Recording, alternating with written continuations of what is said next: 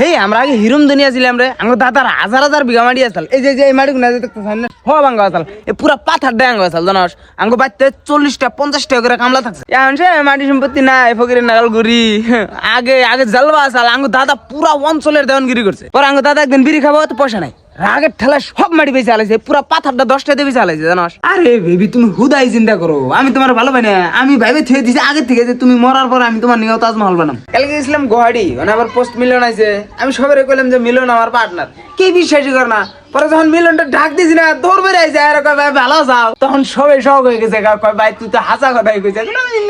ওতে আগে দিয়ে বেরোনো ছোট কালের ফ্রেন্ড আমরা। ওই যে আক্কেল আলী ভাই আছে না, আক্কেল আলী ভাইয়ের বইয়ের দেওরের মেয়ের খালুর পোলা একটা ডুবাই থাকে, আমার কইলো যে আহো 10 লাখ টাকার একটা জব নিয়ে দেই। এখন আমি যাম না, আমার বাড়িতে খেতে কামলা দেয়, আমার ভালো লাগে, আমি এটা করে খাম জীবন। কয়টা হেটা গাড়ি কিনছে রে তুই, আবার দম দেখা করা হস। এখন যদি ইচ্ছা করি এক খারাপ করে গাড়ি কিনে নিম, তো আবার ক্যাশ, আমার গাড়ি চালা ভালো লাগে না, সেই জন্য আমি কিনে না। ইন্না গাড়ি আমার দুয়ার পাশে 10 টাকার থাকতো। আমার একটা মামা প্লেনের ড্রাইভার ছিল, পরে বাদ দিছে।